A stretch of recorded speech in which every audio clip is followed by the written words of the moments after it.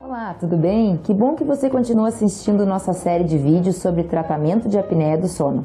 Obrigada por estar acompanhando nosso trabalho. Essa série de vídeos tem o objetivo de esclarecer o público leigo sobre a apneia do sono e ajudar da melhor forma possível todos aqueles que precisam de tratamento. Se você está assistindo a esse vídeo, significa que você se inscreveu em nossa lista e que está de fato comprometido a ter mais conhecimento sobre os distúrbios do sono e determinado a melhorar sua qualidade de vida. No vídeo anterior, nós aprendemos um pouco sobre as fases do sono e aprendemos uma maneira incrível de descobrir se seu sono está alterado. Além disso, vimos como é importante buscar tratamento para a melhora na qualidade do seu sono. Também falamos sobre a importância do diagnóstico correto para que o tratamento seja efetivo. Agora, nós vamos mergulhar mais fundo e aprender como identificar a gravidade da sua apneia. Além disso, apresentarei os diferentes tratamentos que são possíveis e vou trazer alguns segredos valiosos para que você saiba como pode melhorar sua noite com dicas práticas, simples e caseiras. Você ainda vai descobrir que existe grande chance de seu caso ser resolvido com um tratamento revolucionário que é simples, eficaz e não invasivo. Como falamos anteriormente, o ronco pode estar acompanhado pela apneia do sono. A apneia é uma condição clínica na qual obstruções repetitivas da garganta ocorrem durante o sono, gerando pausas respiratórias de no mínimo 10 segundos, ou hipopneias recorrentes, que são quase apneias. Vou mostrar isso aqui para vocês em uma imagem. A nossa garganta é estreita e quando dormimos relaxamos a musculatura, há a queda da língua e deslocamento posterior da mandíbula e, portanto, obstruções da garganta impedindo a passagem de ar, o que ocasiona a apneia. Para que uma pessoa possa sair da apneia, ela precisa despertar.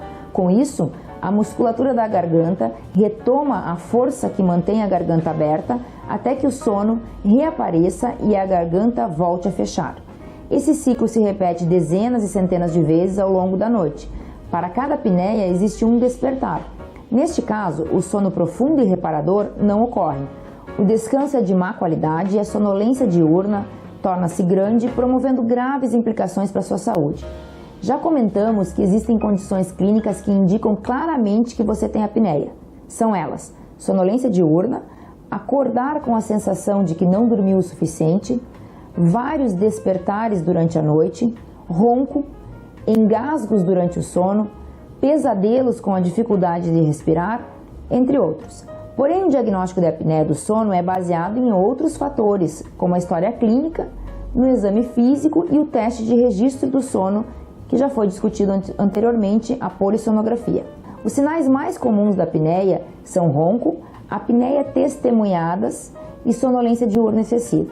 Nos indivíduos com doenças de coração e hipertensão arterial, a busca ativa dos sintomas deve ser realizada. Existem alguns fatores de risco para a apneia do sono. Entre eles estão a obesidade, língua grande, amígdalas e úvulas grandes, palato muito profundo, queixo pequeno, grande circunferência de pescoço, homens com mais de 42,5 cm e mulheres com mais de 37,5 cm de pescoço. Logo, se você se identifica com esses sintomas característicos da doença e fatores de risco, deve realizar a polissonografia para o diagnóstico definitivo da doença. Através do exame, realizado durante uma noite inteira num laboratório do sono, sob a supervisão de um técnico habilitado, teremos o somatório das apneias e hipopneias por hora de sono. E aí sim teremos um índice que determina a gravidade da doença. A gravidade então é determinada pelo IDR, que é o Índice de Distúrbio Respiratório, ou o IAH, Índice de Apneia e Hipopneia. Considera-se leve uma apneia que vai de 5 a 15, isso significa 5 a 15 apneias por hora de sono, de 15 a 30 é moderada e acima de 30 acentuada, ou seja, isso é o número de apneias por hora de sono. Por exemplo, se um indivíduo tem um índice de apneia de 10, significa que ele faz 10 apneias por hora de sono. Logo, se ele dormiu 8 horas, ele fez 80 apneias ou hipopneias na noite inteira. E ainda assim tem uma apneia leve. O objetivo do tratamento da apneia do sono é manter a abertura da garganta e, portanto, prevenir a apneia, queda da oxigenação, aumento da pressão arterial e promover melhora na sonolência diurna e qualidade de vida. E no que devemos nos basear para tratar a apneia? São vários fatores, tais como o índice de apneia e hipopneia definido pela polissonografia, o grau da queda de oxigenação do sangue e a presença de outras doenças associadas, e especialmente as doenças do coração. As modificações dos fatores de risco devem ser adotadas a todos os portadores de apneia do sono, embora não constituam, na maioria das vezes, a única modalidade de tratamento. Um dos tratamentos mais seguros de primeira escolha para os casos graves é o CPAP. O CPAP nada mais é do que um gerador de pressão positiva contínua na via aérea durante o período do sono. Ele promove um bombeamento de ar que impede o fechamento da garganta, com consequente apneia e suas consequências deletérias descritas anteriormente. Já as cirurgias para os tratamentos de apneia do sono são procedimentos de exceção, indicadas em casos específicos. A pergunta que mais escuto no meu consultório: por onde devo começar?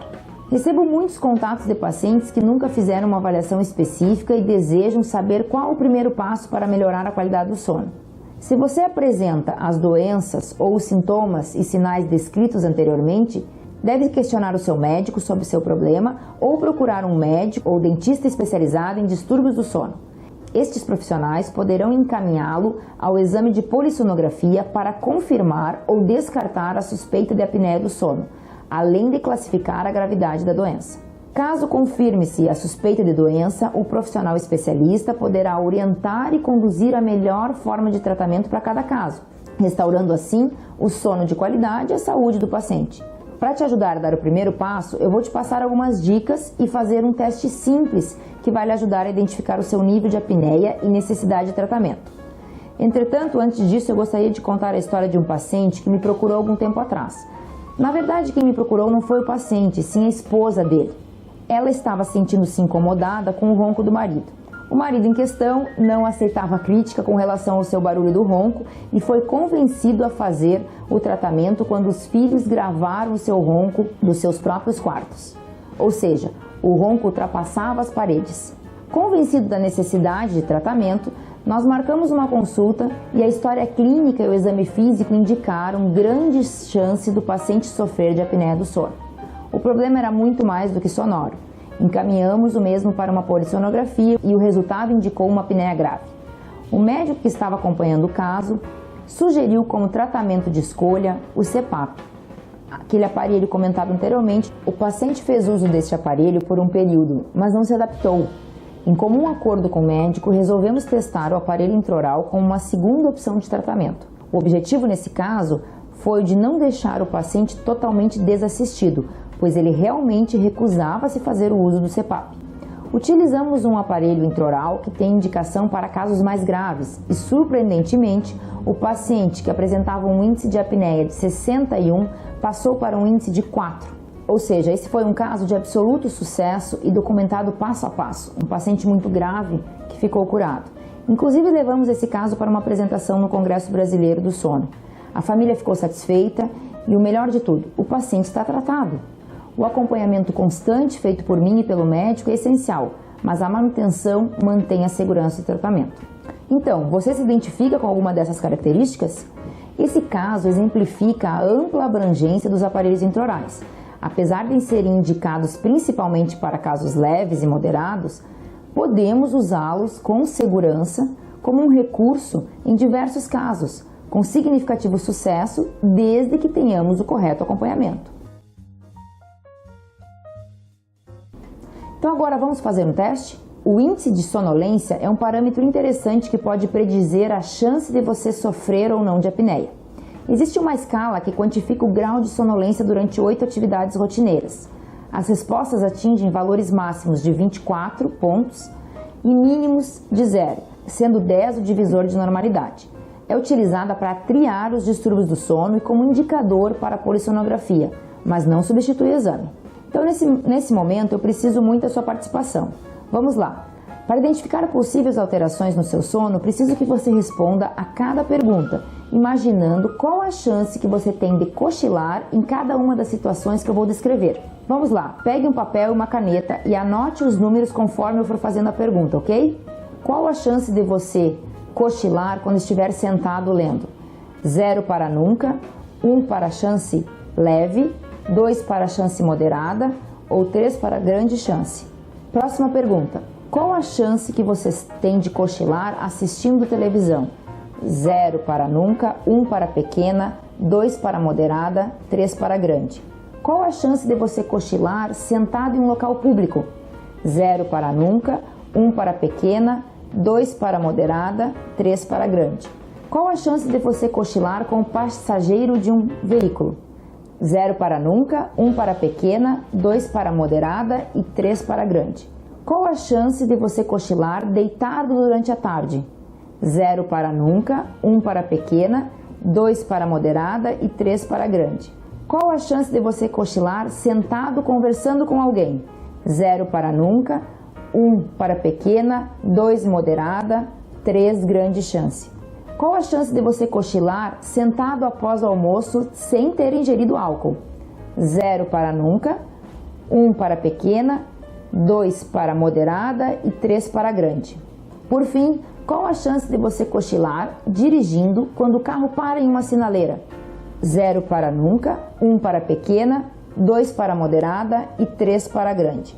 Anotou os números? Agora você só deve somar todos eles, o procedimento é simples. E no próximo vídeo você vai conhecer o resultado, vai conhecer o diagnóstico do índice de sonolência. Nós vamos conversar sobre esse resultado e eu vou te dar dicas de como lidar com o resultado. Para finalizar, gostaria de passar algumas dicas. Faça do seu quarto um ambiente exclusivo de sono.